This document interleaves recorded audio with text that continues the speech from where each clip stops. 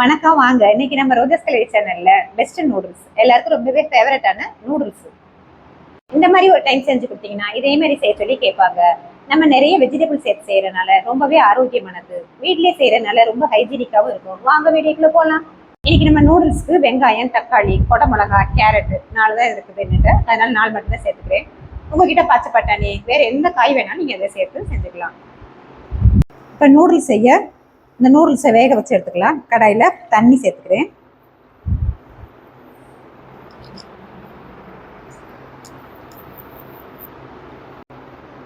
இப்போ நூடுல்ஸ் ஒரு பவுல் எடுத்துருக்கேன். இப்போ தண்ணி நல்லா கொதிச்சிருச்சு, அதில் சேர்த்துக்கலாம். நல்லா கொதி வந்துருச்சு.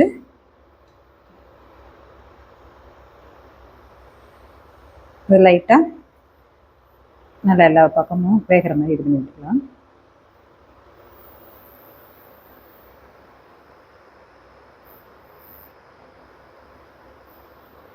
இந்த நூடுல்ஸ் வந்து 3/4 பதம் வெந்தாலே போதும், ரொம்ப உடையாம பார்த்துக்கலாம்.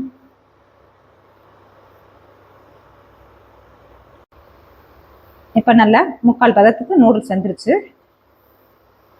இதை எடுத்து நூடுல்ஸ் எடுத்து இப்படி உடச்சி பார்த்தீங்கன்னா கூட உடந்துடும். இப்போ இந்த நூடுல்ஸை அடுப்பு ஆஃப் பண்ணிட்டு வடிகட்டிடலாம்.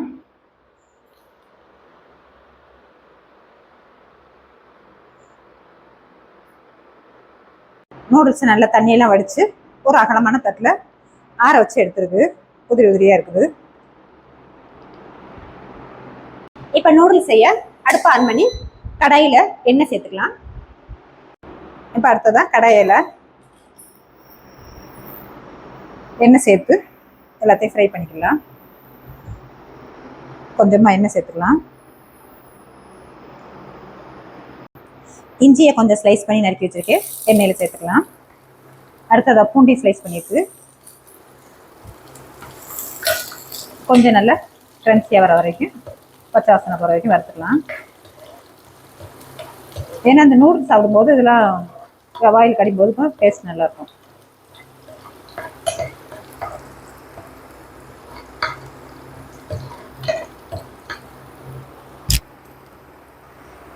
அதான் கேரட்டை கட் பண்ணி வச்சிருக்கு, அதையும் சேர்த்துக்கலாம்.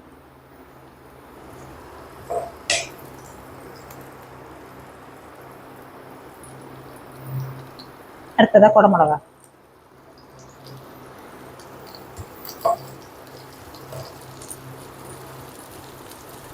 எல்லாம் நைட்டாக வதக்கிக்கலாம். பெரிய வெங்காயம் எல்லாம் ஸ்லைஸாக நறுக்கிட்டு அதையும் இதில் சேர்த்துக்கலாம்.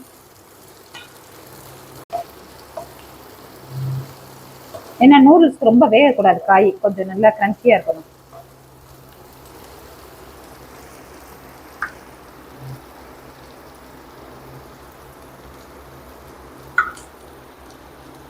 ஒரு ஸ்லைஸ் தக்காளி,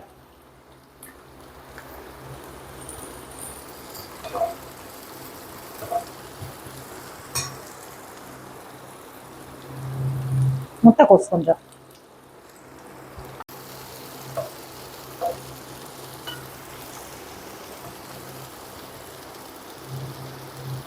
அடுத்ததா பச்சை மிளகாய், நீங்கள் காரத்துக்கு தகுந்த மாதிரி சேர்த்துக்கலாம்.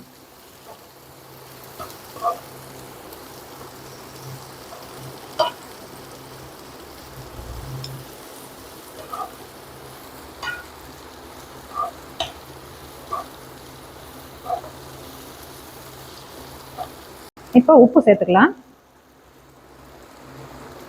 உப்பு எல்லாம் சேர்த்து நல்லா வதக்கி விட்டுட்டு இப்போ நம்ம அந்த எண்ணெயிலேயே காயெல்லாம் வெந்துடும், தண்ணி எதுவும் சேர்க்க வேண்டியதில்லை. கொஞ்சம் அடுப்பை லோ ஃப்ளேம் வச்சுக்கலாம்.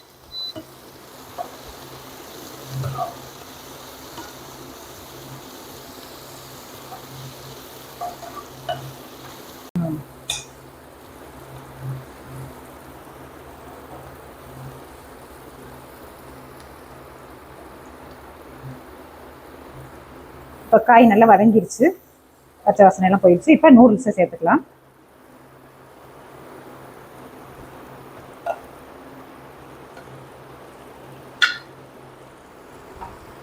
நூடுல்ஸை நம்ம கொஞ்சம் ஜென்டலாக தான் இது பண்ணணும், ஏன்னா அப்படி இப்படி போட்டு கலரக்கூடாது. நல்லா நூடுல்ஸோட சேர்ந்து வர மாதிரி நல்லா கலந்து விட்டுக்கலாம்.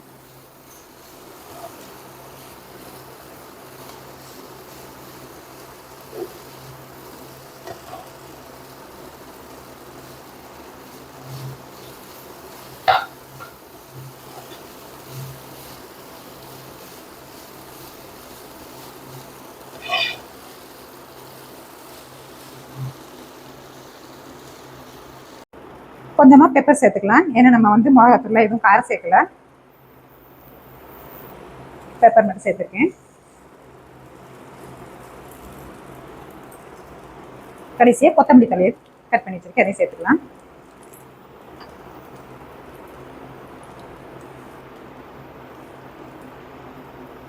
குட்டீஸ்க்குலாம் ரொம்ப ஃபேவரட்டான நூடுல்ஸு டக்குன்னு ஈஸியான முறையில் ரெடி ஆயிடுச்சு. பார்க்கவே நல்ல எம்மியாக கலர்ஃபுல்லாக இருக்குது.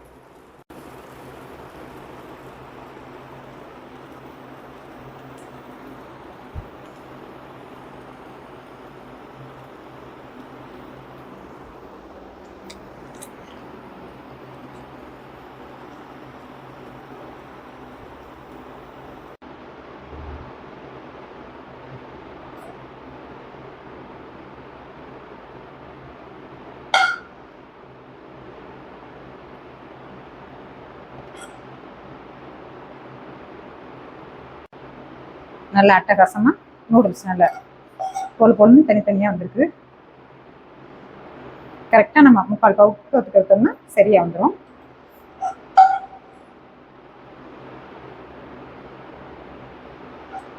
நூடுல்ஸ் வந்து எல்லாருமே ரொம்ப ஃபேவரட்டான டிஷ் இது. இப்போ செஞ்ச நூடுல்ஸ் பிடிச்சிருந்துச்சுல, சப்ஸ்கிரைப் பண்ணுங்க, லைக் பண்ணுங்க, ஃப்ரெண்ட்ஸ் அண்ட் ஃபேமிலிக்கு ஷேர் பண்ணுங்க. தேங்க்யூ ஃபார் வாட்சிங்.